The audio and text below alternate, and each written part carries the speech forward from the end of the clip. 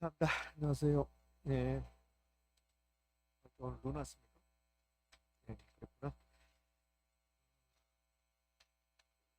후반전만 보면 1대 0으로 이겼습니다. 무슨 말인지 모르십니까? 잖아요. 전반전은 4대 0으로 지고 후반전만 보면 1대 0으로 이겼습니다. 여러분도 9월 이후에 이기면 돼요. 9월 이후에. 지금은 열심히 공부하고 9월 달에 마무리 아주 열심히 공부해서 이렇게 합격하시면 됩니다. 새롭게 시작한다고 봅니다. 이제 11월 달에 저하고 두 번 정도 됐잖아요. 다 잊어버리고 새롭게 시작한다. 이렇게 보시면 되고 이제 12월, 1월, 2월 3개월 동안 거의 대부분의 학원이 두 달에 이렇게 일순환 도는데 우리 학원은 부동산학 결혼부터 해서 전부 다 3개월 동안 이렇게 일순환 합니다. 그러면 좀 자세히 할까요? 그러니까 작년 같은 경우는 이렇게 했다고요. 11월, 12월은 조금 하고 이 내용은 일부 내용은 1월달, 2월달 합니다. 그다음에 1월달 내용에서도 좀 어려우면 여러분이 제가 생각해서 어렵게 느끼면 3, 4월달에 하면 이렇게 했다고 그렇게 했는데 올해는 그렇게 하지 않을 겁니다. 1월달, 2월달, 12월, 1월, 2월 이 3개월 동안 모든 것, 부동산의 결혼 모든 걸 여러분이 다 알려드릴 테니까 100%를 제가 알려드릴 수는 없죠. 왜? 부동산의 결혼 제가 여러분의 100% 알려줬다. 의미가 없습니다. 시험에 나올 걸 중심으로 알려드릴 거니까요. 11월 달에 오리엔테이션 했었는데 처음 오신 분도 제가 몇 가지만 당부 말씀드릴게요. 우리는 공부하는 겁니까? 시험 공부하는 겁니까? 시험 공부한다는 거. 60점 맞는 시험 공부한다는 거. 그다음에 무엇을 중심으로 해야 되냐면 기출문제를 중심으로 한다는 거. 기출됐던 문제만 자세히 정확히 알고 간다 하더라도 60점 밑으로 갈 수가 없다. 그래서 이걸 기출문제를 주로 공부한다. 책 보다 보면 양 사이드에 기출 이렇게 나오고 있다고. 기출. 사이드에 보면 기출이 나오는데 보고 그러니까 해당 부분 공부하고 나서 사이드를 봐서 기출이라고 있으면 중요한 부분이고 기출이 없으면 중요하지 않는 부분이다. 이렇게 생각하시면 됩니다. 그러면 요 부교재요. 스피드 체킹 있잖아요. 얘는 여기 완벽하게 두산의 결혼을 다 정리할 수 없죠. 이것만 여러분이 잘한다 하더라도 60점 맞는 데는 크게 지장이 없을 것이다. 이렇게 돼요. 그러니까 이거를 시험 볼 때까지 계속 반복적으로 보는 거야. 오늘은 아마 오늘 여기 스피드 체킹의 첫 번째 장 1페이지 아마 1페이지 정도 공부할 것 같아요. 그럼 이제 다음 주는 2페이지 이렇게 공부하고 이렇게 될 거니까 요거 활용하시기 바랍니다. 나중에 수업이 이제 마무리될 때 제가 핵심 정리라고 했단 말이에요. 나중에 실판에 보면 핵심 정리 나오는데 핵심 정리가 이 내용입니다. 그래서 나중에 제가 핵심 정리 하겠습니다. 그러면 이거 펴서 구하시면 되고 그다음에 제가 이렇게 PPT를 띄워오면 그러면 여러분들 뭐 쓰고 막 그런단 말이에요. 쓸 거 없습니다. 여기 다 있어요. 여기. 요거 보시면 돼요. 여기 있으니까 이거 쓰면 되고 크게 쓸 것도 없다. 이렇게 하시면 됩니다. 이것만 하시면 되니까. 물론 여기 PPT에 여기 없는 내용도 있습니다. 근데 그거 무시하고 요거 하시면 충분하니까요. 자, 이제 공부해 볼 겁니다. 자, 당부 말씀 이것만 당부 말씀 드릴게요. 우리 성인들이잖아요. 공부하다 보면 지금은 좀 괜찮은데 나중에 보면 짜증 날 때가 있어요. 손이 안 되면 그러면 옆 사람하고 조그만 사소한 일 가지고 부딪힌단 말이에요. 그러니까 그거 좀 주의하시고 자기 행동이 나의 행동이 알잖아 우리가 나의 이 행동이 다른 사람에게 영향을 줄 수 있다 없다 이런 거 알 거니까 그것만 좀 주의하시고요. 자, 공부 시작합니다. 여러분 공부를 열심히 할 필요 없어요. 열심히 할 필요 없고 60점 맞는 시험 공부한다 이렇게 하시면 돼요. 자, 오늘은 부동산학 총론 해볼 겁니다. 그러니까 부동산학 총론이 어떻게 구성되냐면 이렇게요.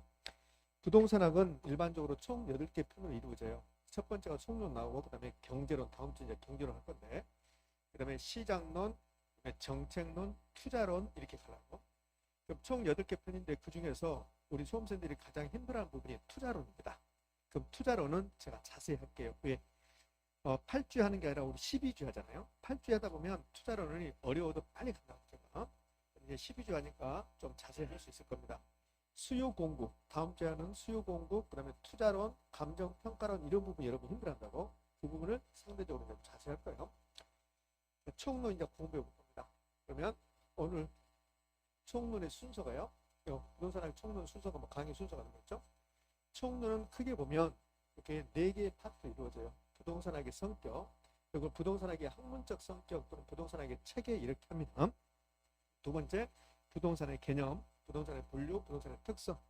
이게 중요한 게 아니라 어디에서 출제되는가가 중요하겠죠. 부동산의 개념 거의 매년 한 문제씩, 분류 한 문제, 특성 한 문제입니다. 그래서 여기에 부동산학의 성격은 자주 출제되지 않고 이렇게 3개 파트 2, 3, 4에서 한 문제씩 출제된다고 보시면 돼요. 자, 올해는 개념에서 한 문제, 분류에서 2문제, 특성에서 한 문제 출제했습니다. 그래서 올해는 총 4문제를 출제했고 작년에가 32회 때, 그러니까 32회 때는 몇 문제를 출제했냐면 이 부분에서 3문제, 올해가 33회 때, 그러면 올해는 몇 문제요? 4문제입니다. 여러분은 몇 회입니까? 34회. 그럼 34회는 5문제가 되려나? 3, 4, 5? 그렇지 않습니다. 이 총론은 3개에서 4개를 출제합니다. 그런데 이런 패턴을 보이더라고요. 한 해에 3개 출제했으면 그 다음에 4개, 그 다음에는 다시 3개. 여러분 시험에서는 3개를 출제할 확률이 매우 높아요. 아마도 개념, 분류, 특성에서 한 문제씩 출제하지 않을까 이렇게 생각됩니다. 여기 제가 11월 첫째 주에 이야기했는데 여기 성격, 이 성격은 국토교통부에서 시험에 출제하지 않기로 약속했습니다. 근데 이제 가끔 출제하긴 하는데 출제하지 않기로 약속한 부분이요. 개념부터 출제하겠습니다. 이제 성격부터 이제 좀 봐볼 건데요. 이 성격 이 부분이 사실은 어렵습니다. 매우 추상적인 말로 구성돼요. 그래서 이 부분을 완벽하게 정리한다 있을 수가 없습니다. 그래서 그동안 출제했던 거, 출제하지 않기로 약속했는데 가끔 출제한단 말이에요. 그 출제했던 것만 좀 보시면 돼요. 자, 부동산학의 학문적 성격 이렇게 나왔습니다. 자, 책 페이지 수는 제가 언급하지 않았지만 우리 책은 몇 페이지가 되냐면 42쪽입니다. 142쪽. 42쪽에 부동산학의 학문적 성격인데 이 학문적 성격 이 부분에서 시험에서 이제 가끔 출제되는데 이 부분에서 가장 많이 출제되는 게 부동산학의 성격입니다. 이 부분이 이제 자주 출제되는데요. 부동산학을 배우니까 우리가 부동산학의 정의 정도, 부동산학이 뭔가 이게 부동산학의 정의죠. 이거는 시험에 출제합니다. 가끔씩 시험에 출제하는데 틀린 말 만들다 안 만든다? 안 만들어요. 그러니까 부동산학이 뭐냐고 개념 정의하는데 우리 책 보면 학자들이 뭐라고 정의해놨습니다. 42쪽 보면 부동산학의 정의 나오면서 1번, 2번, 양가로 1번, 2번, 3번 나와요. 그러면서 끝나는 부분에 김영진 교수란 분이 나오고 하단부로 가면 양가로 2번에 누구 나왔습니까? 조주연. 마지막에 누가 나왔습니까? 안정건. 이렇게 이제 이 세 분이 우리나라에서 이제 부동산학에서 대표하신 분이다 이렇게 생각하시면 돼요. 그럼 이렇게 학자들이 개념 정의를 하는데 요거 전부 다 시험에 나왔습니다. 그럼 시험에 나올 때 김영진 교수는 뭐라겠다, 안정근 교수는 뭐라겠다 이렇게 나온다 안 나온다? 이렇게 안 나와요. 그러니까 사람 이름은 기억할 필요 없습니다. 그 다음에 가장 시험에 잘 나오는 게 가장 위에 있는 거. 김영진 교수라는 분이 정의한 거, 그걸 가장 시험에 잘 냅니다. 제가 한번 읽어드릴 테니까 여러분은 읽을 필요 없어요. 그러니까 부동산학이 뭐냐면 김영진 교수라는 분이 이렇게 개념 정의해요. 부동산 활동의 능률에 올림 및 그 응용 기술을 개척하는 종합 응용과학을 말한다. 이렇게 했다고. 이걸로 끝이야. 이거 4번 출제했습니다. 여기서 틀린 말 만들 수가 없어요. 그러니까 이거는 한번 읽은 걸로 끝이다. 그러면 여기서 이제 이 학문적 정의에서 몇 가지를 알 수 있냐면 부동산학의 성격을 먼저 알 수 있어요. 여기 마지막에 있는 게 부동산학의 성격입니다. 부동산학은 종합 응용과학이다 이렇게 했습니다. 그래서 바로 연결되죠. 성격은 무슨 과학이거든? 종합과학이다. 그러니까 종합과학의 반대가 단순과학이거든. 종합과학이다. 앞으로 종합이란 말이 나와. 종합이란 말이. 종합이란 말은 결합했다는 소리예요. 짬뽕됐다는 소리예요. 우리 부동산학을 배우다 보면 이제 다음 주에 보면 경제학을 배워요. 그러니까 부동산학은 경제학, 경영학, 법학, 회계학이 다 짬뽕됐다. 그런 측면에서 종합. 그러니까 종합의 뜻을 물어보지는 않습니다. 그러니까 부동산학은 종합과학입니까? 그러면 네. 그래요. 이게 성격이고, 그다음에 부동산학의 연구 대상. 부동산학은 부동산을 공부하는 건데, 그런데 부동산 자체를 공부하는 게 아닙니다. 그러니까 부동산학은 뭘 공부하는 거냐면 부동산 활동을 공부하는 거예요. 그래서 부동산학의 연구 대상이 뭐냐고 물어봐요. 그러니까 부동산학의 연구 대상은 부동산 자체입니까? 부동산 활동입니까? 부동산 활동이다. 역시 시험 문제입니다. 그러니까 부동산학의 연구 대상, 여기가 부동산학의 연구 대상입니다. 이는 부동산학의 연구 대상이다. 이렇게요. 예전에 자주 출제했습니다. 부동산학은 부동산 그 자체를 연구한다. OX, X. 그 부동산학은 뭘 연구하는 겁니까? 부동산 활동. 그럼 부동산 활동이 뭔데요? 이렇게 물어볼까 안 물어볼까? 안 물어봅니다. 예전에 부동산 활동이 뭐냐고 물어봤어요. 20년 전에 부동산 활동이 뭐냐고 물어봤습니다. 요즘은 부동산 활동이 뭐냐고 물어보지 않습니다. 자, 그럼 이제 부동산 활동이 뭐냐? 도대체 이 부동산 활동이 참고예요, 참고. 부동산 활동은 여러분이 공인중개사가 돼서 뭐 할 겁니까? 중개하겠죠, 중개. 그러니까 부동산 활동은 요 사람이 있습니다. 사람이 부동산을 대상으로 하는 행위들. 사람이 부동산을 대상으로 하는 행위, 모든 행위를 부동산 활동이다 이렇게 표현하는 거예요. 그러면 요 사람이 부동산을 대상으로 어떤 행위를 하는데 그럼 공인중개사는 중개 활동을 합니까? 중개 맞잖아요. 그럼 감정평가사는 평가합니까? 감정평가. 그럼 주택관리사는 관리합니까? 맞잖아요. 그 다음에 제가 이 부동산 사고 팔 수 있잖아요. 그 거래잖아요. 이게 뒤에다가 활동 붙이는 거예요. 여기에 부동산 활동이에요. 그러니까 부동산 활동은 인간이 사람이 부동산을 대상으로 어떤 행위를 한다. 이걸 부동산 활동이라고 한다고. 이걸 공부하겠다는 거죠. 이거. 그러니까 부동산학은 이 부동산 자체를 연구하는 게 아니라 사람이 부동산을 대상으로 어떤 행위를 하는데 그걸 부동산 활동이라고 하고 그걸 연구하겠다. 그럼 우리 책 보면 감정평가라는 게 있고 관리라는 게 있고 예전에 우리 부동산학 결혼에 요 중개가 있었다고요. 그러니까 부동산학 결혼에 중개가 있을까 없을까? 있어요. 부동산학 결혼 이 파트에 부동산 중개가 있는데 우리 시험은 출제하지 않겠다는 거야. 의미하셨죠? 그러면 이것만 있는 게 아니라 내가 이 부동산 사겠다 투자 활동입니다. 개발입니다. 개발 활동입니다. 투자론, 개발론 시험에 다 나오는 거죠. 그러니까 결국은 우리가 배우는 이 부동산학은 부동산 자체를 연구한 게 아니라 부동산 활동을 연구 대상으로 한다.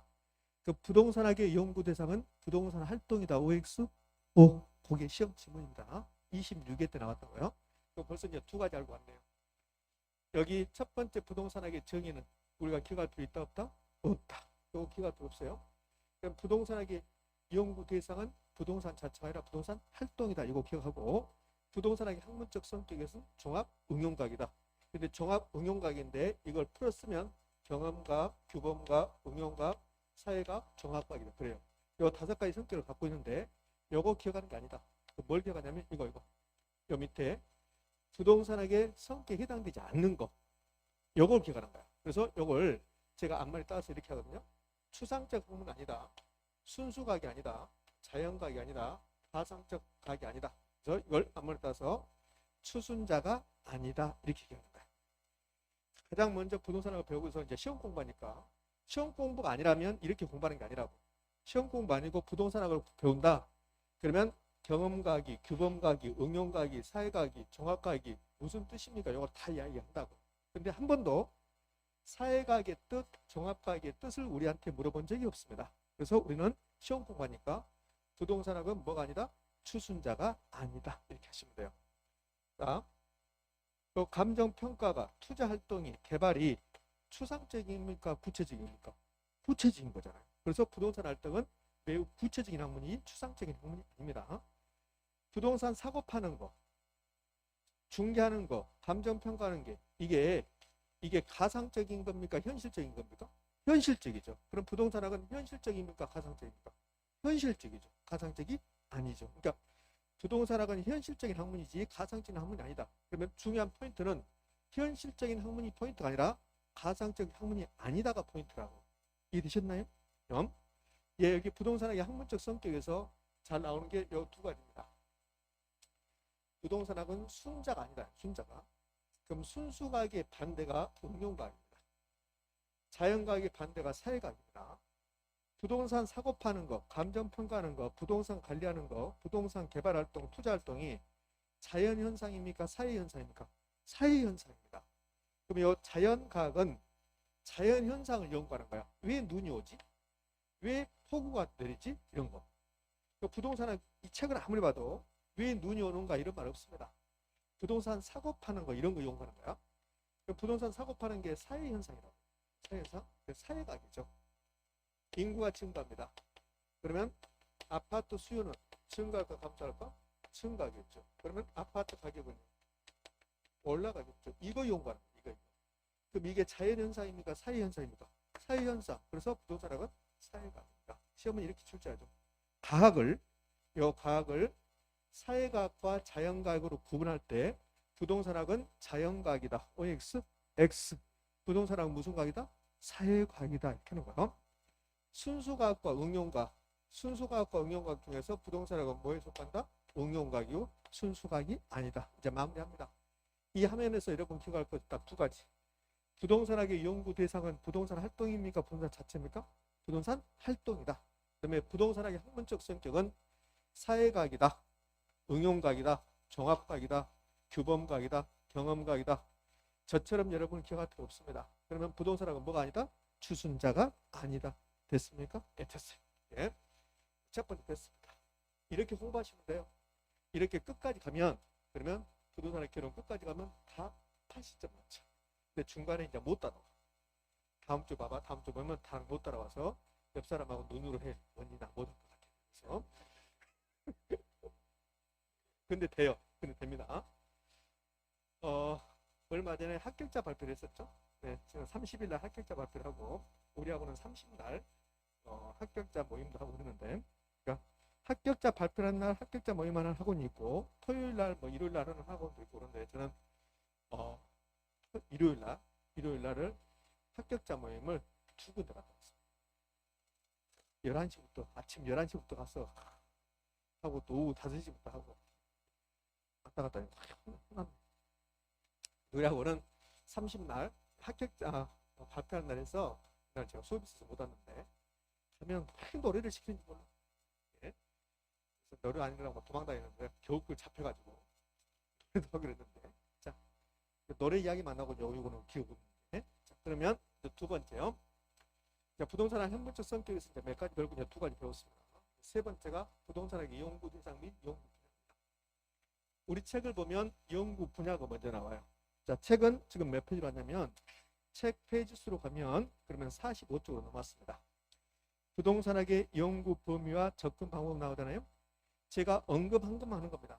제가 좀 이따 책에다 정리하겠지만 언급한 것만. 우리 책을 보면 부동산학의 연구 범위 그러면서 부동산학의 연구 분야라고 나오고 그 밑에 박스가 가운데 이제 박스가 하나 나오고 그 밑에 부동산학의 연구 대상이 나옵니다.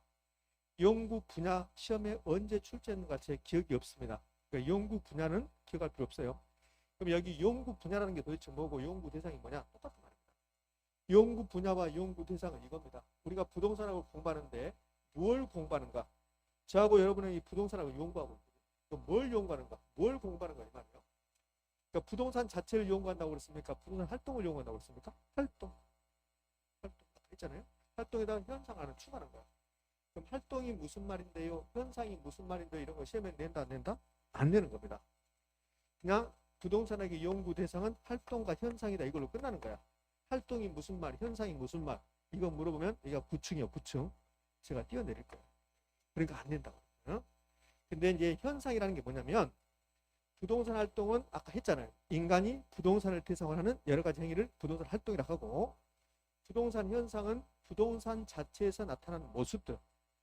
부동산에서 어떤 현상이 발생하고 있다. 어떤 일이 발생하고 있다. 이걸 부동산 현상이라고 해요. 우리나라의 아파트 가격이 계속 올라가고 있다. 투기적 현상이 발생하고 있다. 경기는 고정되어 있습니까? 변동합니까? 변동.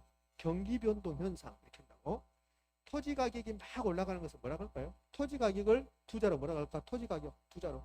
지가. 지가를 요 토지 가격이 지가야. 그러면 토지 가격이 높다를 뭐라고 할까요? 세 글자로 지가고. 높을 고에서 지가고라고 합니다. 지가고. 그럼 지가고 현상은 토지라는 부동산에서 나타나는 현상이라고. 이런 것들을 부동산 현상이라고. 그러니까 부동산 현상이 무슨 말인데요? 이런 거 시험에 내지 않습니다. 그러니까 부동산 현상은 부동산 자체에서 나타나는 모습인데 투기적 현상, 지가구 현상, 경기 변동 현상 이런 것들을 부동산 현상이라고 해요. 그러면 이제 이 지가구 현상 오늘 좀 있으면 나올 거고 투기적 현상이라는 말도 좀 있으면 나올 거고요. 그다음에 이제 경제론에서 경기 변동이라는 말 나온다고. 이런 것들을 공부하겠다는 소리예요. 그러니까 부동산의 현상에는 뭐가 있습니까? 절대로 내지 않는다. 이 두 가지 연구 대상이 된다. 그러면 이 연구 대상은 이 책에 있는 내용들이 무슨 내용입니까? 그 말이에요. 이 책은 부동산 활동과 부동산 현상으로 구성된다는 소리예요. 연구 분야, 연구 대상을 연구 분야라고 표현할 수도 있다. 근데 연구 분야는 이론하고 실무로 구성돼요.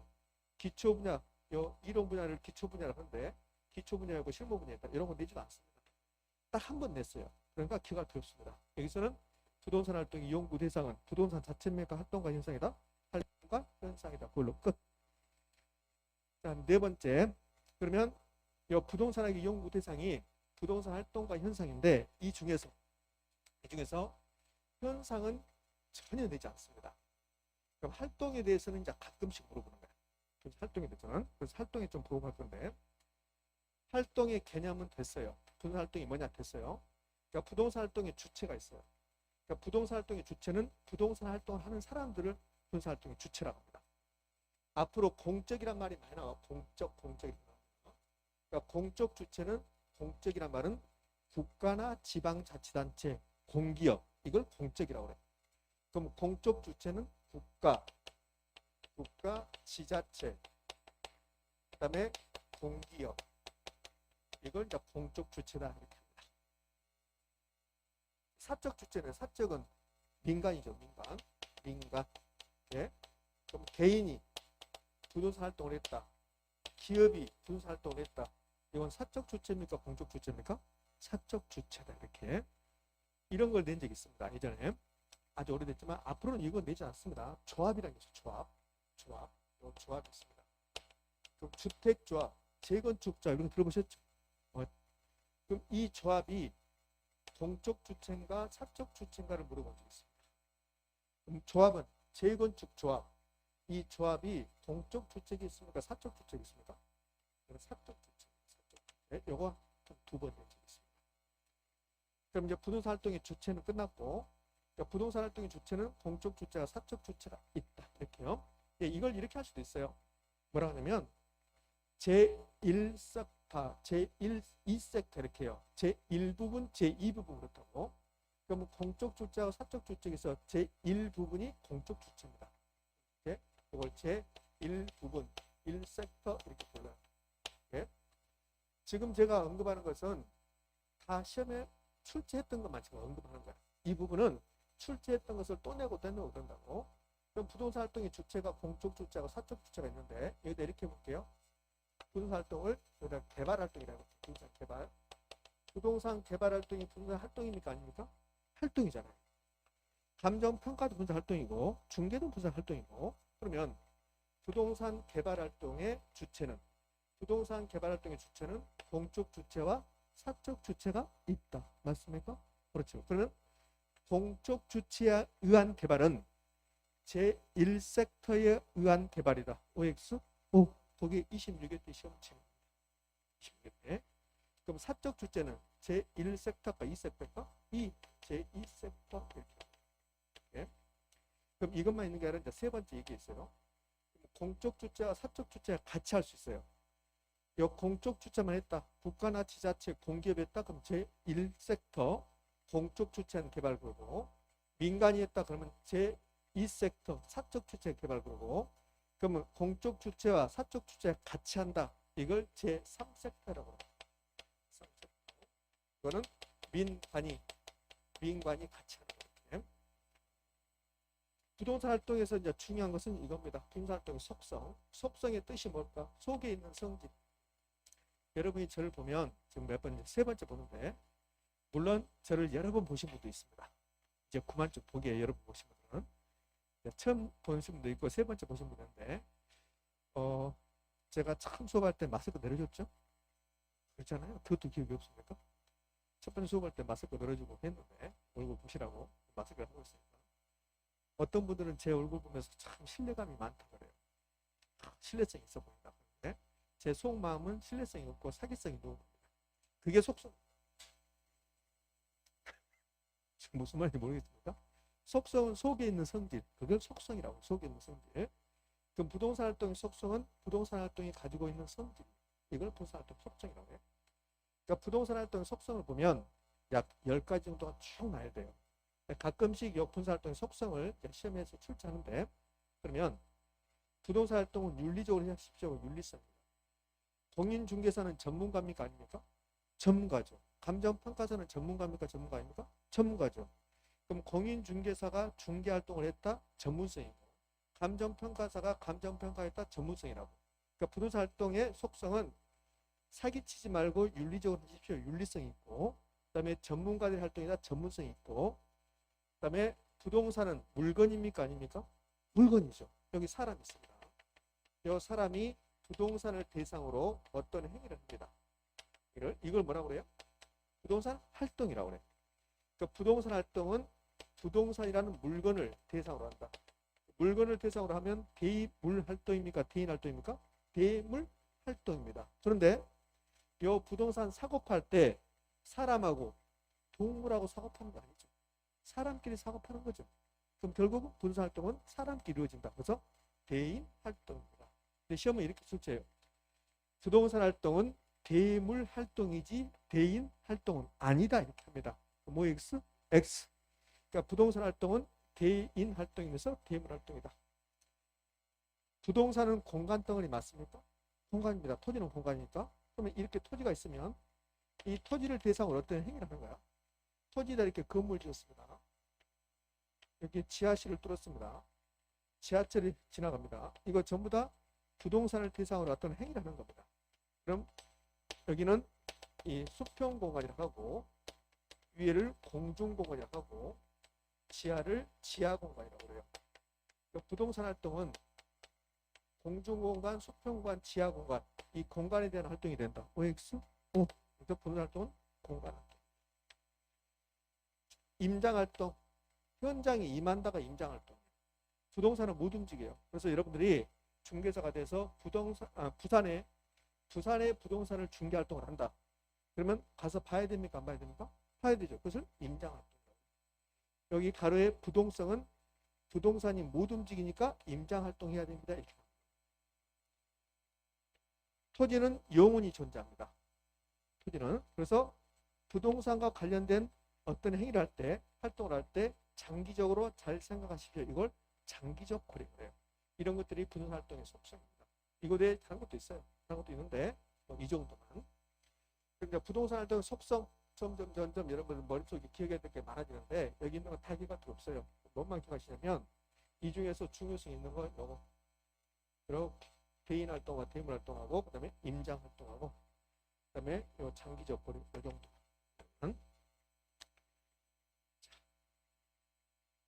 이게 부동산 활동까지 맞습니다.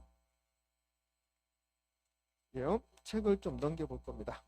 책을 넘겨서 몇 페이지로 가보냐면 그러면 49쪽 가봐요. 49쪽 가면 이런 게 나와요. 하단부로 갔을 때 뭐라고 나오냐면 부동산 활동의 부분 나왔습니까? 그러면서 우리나라 표준 산업 분류에 따른 부동산 산업이 나옵니다. 이거 시험 볼 때까지 여러분은 머릿속에 암기하셔야 돼요. 이게 뭐냐면 우리나라 산업을 분류할 때 표준 산업 분류가 있어요. 이 표준 산업 분류에서 부동산업을 분류하면 이렇게 분류하는 거예요. 대분류, 중분류를 다 부동산이라고 해요. 부동산이라고 하고 이걸 소분류, 세분류, 세세분류 이렇게 또 나눠요. 그러면 이 소분류는 부동산업은 부동산 임대 및 공급업, 부동산 관련 서비스업 이렇게 나누는 거예요. 어차피 이러면 암기하셔야 돼요. 여러분들 자주 보고. 근데 임대 및 공급업은 다시 두 개로 나눕니다. 임대업하고 개발 및 공급업. 그다음에 부동산 관련 서비스업은 부동산 관리업하고 중개 자문 및 감정 평가. 여러분들이 할 중개업은 어디에 속해요? 여기죠. 그럼 또 나눠져요. 임대업 세 개로 나눕니다. 주거용 건물 임대업, 비주거용 건물 임대업, 기타 부동산 임대업 이렇게. 주거용, 비주거용, 기타. 그다음에 부동산 개발 및 공급업은 주거용, 비주거용, 기타. 이렇게. 부동산 관리업 볼까요? 부동산 관리업, 주거용 부동산 관리업, 비주거용 부동산 관리업 이렇게 나눴습니다. 네, 기타 부동산 관리업 있습니까? 없습니까? 없죠. 이게 한번 답이 됐었습니다. 이렇게 출제했죠. 부동산 관리업은 주거용 부동산 관리업, 비주거용 부동산 관리업, 기타 부동산 관리업으로 나누어진다. OX, X 됐습니까? 중개 자문 및 감정 평가부터 이렇게 나눠집니다. 오늘 집에 가셔서 이걸 암기할 건데, 근데 오늘은 이것만 뒤에 하지 말고 제발 좀 하지 말고 요거 부동산업은 요거 오늘 하고 그다음에 내일은 이거 하고 모레는 이렇게 하고 됐죠? 집에 가서 다 해봐야 안 되니까 오늘 요거. 자 그러면 부동산업은 일단 두 개로 나눈다. 어떻게? 부동산 임대 및 공급업하고 부동산 관련 서비스업하고. 됐죠? 그러면 이렇게 시험에 출제한다고. 어떻게 출제하냐면 다음 중 부동산 관련 서비스업에 속하지 않는 거고요. 그 부동산 관련 서비스에 속하지 않는 거. 그 부동산 관련 서비스업은 부동산 관리업, 중개자문 및 감정평가업. 그럼 여기 이렇게. 그럼 부동산 관련 서비스에 속하지 않는 거. 그럼 답은 어디에서? 여기에서. 됐습니까? 그렇게 시험 출제요. 자, 그러면 보자고요. 부동산업을 분류하면 부동산업 분류합니다.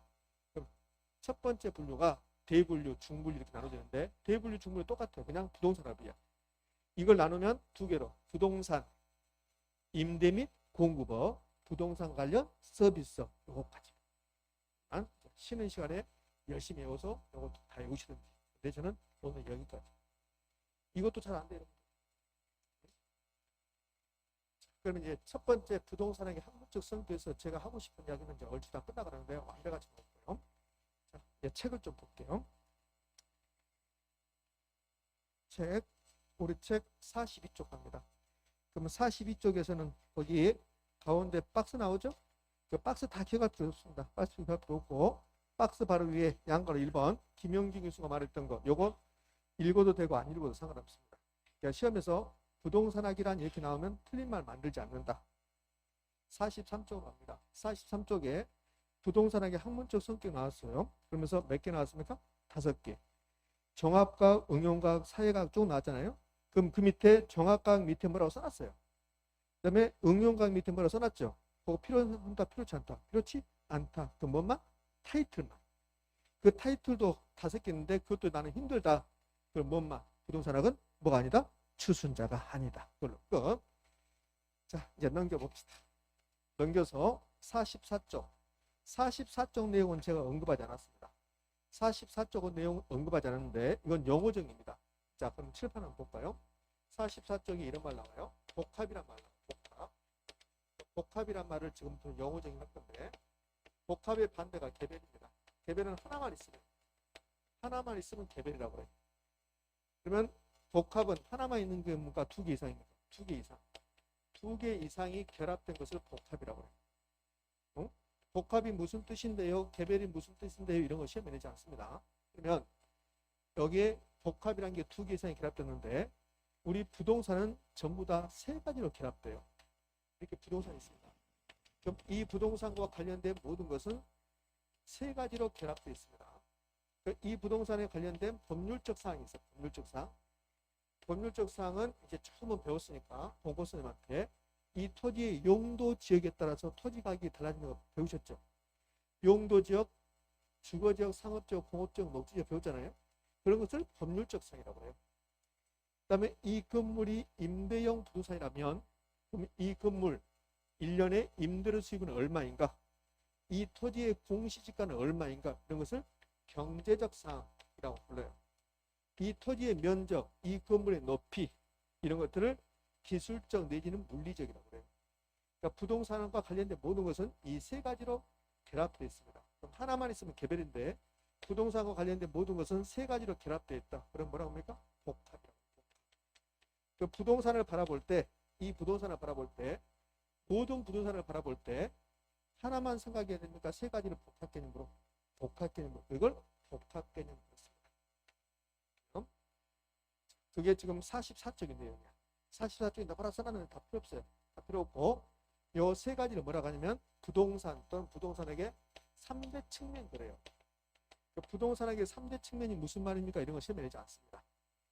뭐만 아셔야 되냐면 모든 부동산은 법률적, 경제적, 기술적 이렇게 3가지로 구성되는데 여기서 이제 하나만 기억하시면 돼요. 이 3가지인데 다시 2개로 나누면 법률적하고 경제적은 눈에 보이지 않습니다. 왜 보이지 않았을까요? 형태가 없으니까. 그래서 이걸 무형이라고 해요. 무형. 그러나 이 건물의 높이는 높다, 낮다. 토지의 면적은 넓다, 좁다. 이게 눈에 보인다고. 이런 것들은 이제 기술적. 그럼 기술적은 눈에 보이죠? 왜? 형태가 있으니까 유형이다. 이것만 기억하시면 돼요. 그럼 기술적 나오면 유형. 이것만 기억하시면 돼요. 복합 개념이란 말이 무슨 뜻인가 내지 않습니다. 3대 측면이 무슨 말인가 내지 않습니다. 그러니까 부동산과 관련 것은 전부 다 법경기로 구성되는데 이 세 가지를 결합한 것을 복합경기라고 하고 기술적 내지 물리적이 나오면 뭐만 기억합니다. 유형만 기억하시면 됩니다. 됐습니까? 자, 44쪽에 기출지문 하나 나왔습니다. 그거 볼게요. 44쪽에 기출지문 봅니다. 이 기술적을 다른 말로 물리적이라고 해요. 기술적을 물리적. 그러면 부동산의 물리적 개념은 다른 말로 기술적 개념은 그렇습니다.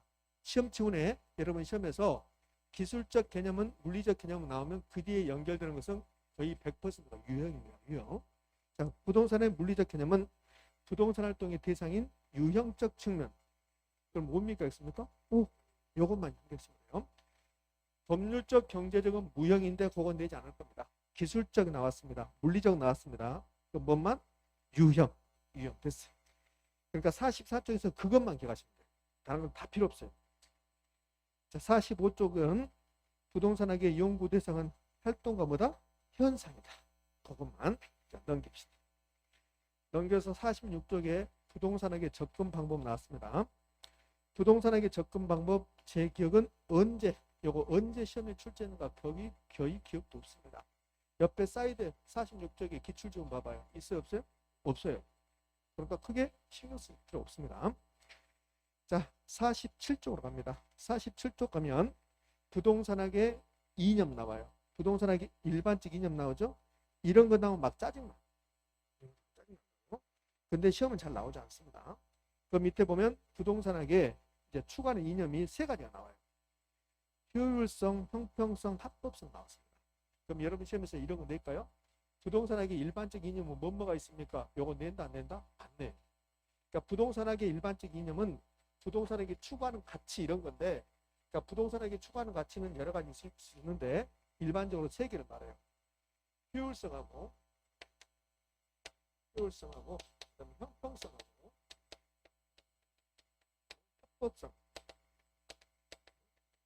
이 뜻은 이 합법성이라는 것은 부동산 활동은 법의 테두리 내에서 이루어진다 이런 뜻이라고. 그럼 효율성과 형평성 두 개를 비교하면 잡아요. 골고루 잘 삽시다. 우리 골고루 잘 살아봅시다. 이게 효율성인가 형평성입니다. 형평성입니다. 골고루 잘 삽시다. 그러면 이 부동산 활동이요. 부동산 활동이 국가가 할 수도 있고 민간이 할 수도 있어요. 부동산 활동의 주체는 공적 주체가 있고 사적 주체가 있었다고. 그 부동산 활동을 공적 주체가 할 수도 있고 사적 주체가 할 수 있단 말이에요. 사적 주체는 민간 부분입니다. 민간. 부동산 활동을 민간 부분만 본다면 부동산 활동은 공적 주체 활동이 있고 사적 주체 활동이 있는데 부동산 활동을 요 민간만 본다면 여러분이 부동산 활동을 한다 이거예요. 요 민간 부분은 이렇게 토지가 있으면 여러분 토지입니다. 그러면 여러분이 이 토지에다가 뭘 하겠다. 그러면 요 민간 부분이 활동을 하면 민간은 효율성을 추구하겠습니까? 형평성을 추구하겠습니까? 효율성, 그것만. 그러니까 부동산학의 일반적 이념 요 세 가지인데 요 세 가지도 기억할 필요 없고 민간이 부동산 활동을 한다. 그러면 효율성을 추구하는 건지 형평성을 추구하는 건지 효율성을 추구하게 된다. 그거 딱 하나만 됐습니다. 거기 니은 봐봐요. 효율성 밑에 니은 보면 이렇게 나왔습니다. 효율성은 민간 부분에서 가장 중시되고 요것만 하시면 다른 거 필요 없습니다.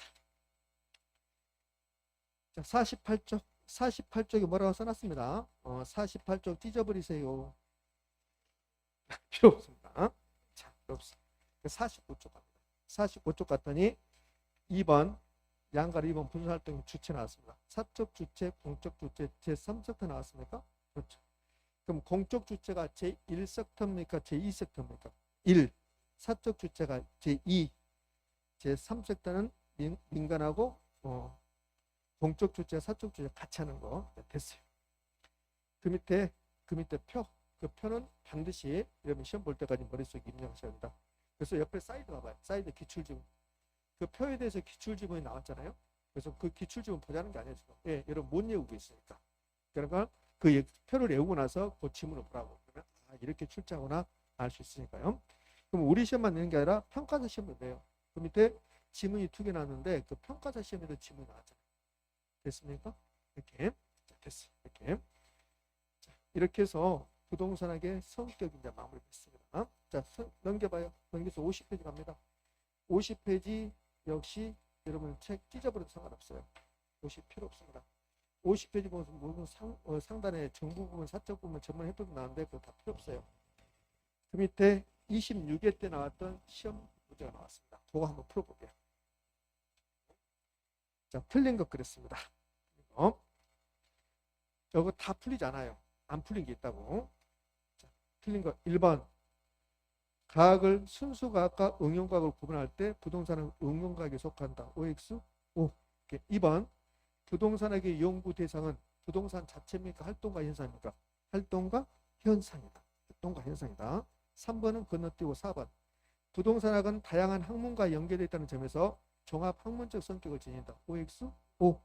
그러니까 4번이 부동산학의 성격을 물어봐요. 부동산학의 성격. 됐어요. 거기까지만. 답은 안 내고 이제 기출지문 3개 봤습니다. 51쪽. 51쪽 가면 부동산 활동의 속성. 부동산 활동의 속성은 다 기억할 필요 없습니다. 자, 기억나가 볼까요?